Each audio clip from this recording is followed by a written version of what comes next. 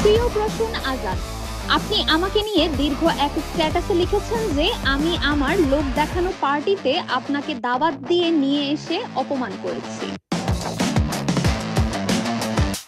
এই রকম নতুন নতুন ভিডিও দেখতে চাইলে আমাদের চ্যানেলটিকে সাবস্ক্রাইব করুন। ভিডিও ভালো লাগলে লাইক দিন, যদি কোনো পরামর্শ থাকে অবশ্যই কমেন্ট করে জানাবেন এবং অন্যকে দেখার জন্য শেয়ার করুন।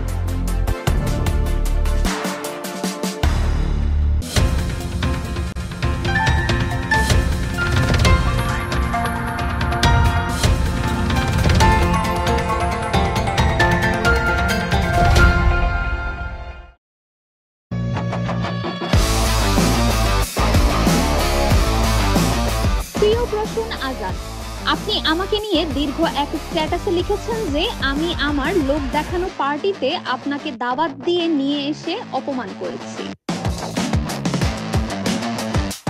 আপনি এও বলেছেন আমি আমার নাম রোশন করতে টাকা দিয়ে কতগুলো সান্ডা পান্ডা লোক রাখি, তারা অনুষ্ঠানে আসা গেস্টদের জিজ্ঞাসা করেন যে তারা কারা। আচ্ছা আপু, সত্যিই কি তোমার মনে হয় আমি তোমাকে ছোট ফিল করানোর জন্য তোমাকে আমার একটা স্পেশাল ইভেন্টে ইনভাইট করব? কখনোই না বোন। তুমি নিজেও জানো আমি তোমাকে কতখানি পছন্দ করি। আমাদের কখনো দেখা হয়নি।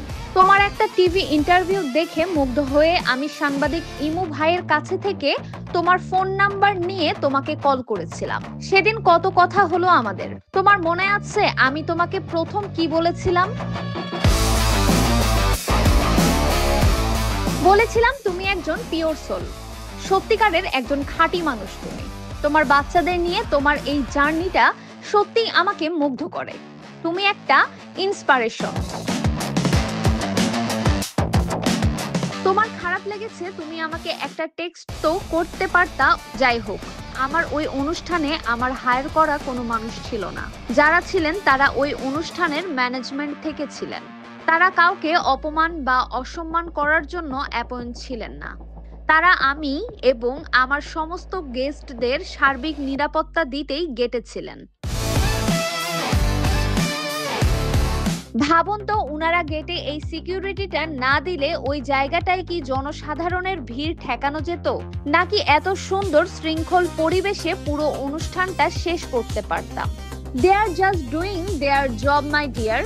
আপনি নিশ্চয়ই দেখে থাকবেন যারা ওই অনুষ্ঠানে এসেছিলেন তারা সবাই নিজ নিজ অবস্থানে কত বড় মানুষ।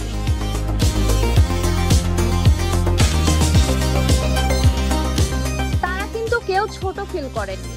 আপনি জানেন না হয়তো। তাহলে এই দেশের প্রচুর মানুষ এখনো আমার নাম জিজ্ঞেস করেন।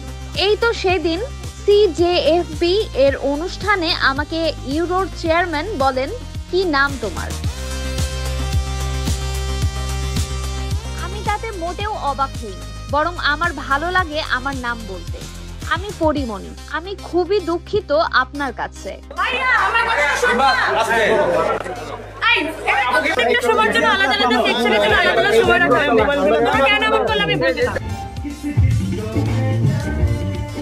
অন্য একজন কমেন্টস করে পরিমণির এই পোস্টে লিখেছেন মাফ চাওয়ার খুব সুন্দর পদ্ধতি এবং ভালোবাসার ইমোজিও দিয়েছেন। তার রিপ্লাই দিয়েছেন পরিমণি দুহাত জোরে প্রার্থনা করা ও ভালোবাসার ইমোজি দিয়ে। পরিমণিকে নিয়ে এই বিষয়ে বাংলাদেশের সুদর্শন পুরুষ অ্যাডলফ খান তিনি ফেসবুক পোস্টে একটি স্ট্যাটাস লিখেন যে আমরা এভাবেই কথা বলি, হাত ধুইছো, খাইছো, প্রেমে পড়ছো, বরাবর এভাবেই অভ্যস্ত। মোহব্বত চোখে না পড়ে ফাইজলামি চোখে পড়ে। আর আপনাদের এত মাথা ব্যথা কেন?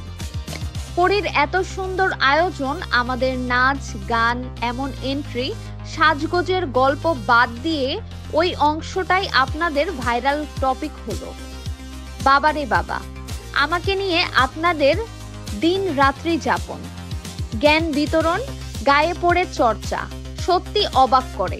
আপনাদের বন্ধুরা কেমন কথা বলে, ধুয়েছো, করেছো, নাক মুছেছো। তারপরও পরিমণির এবারের জন্মদিন ছিল অনেক জমকালো এবং যোগ হয়েছিল মিডিয়া অঙ্গনের অনেক তারকারা।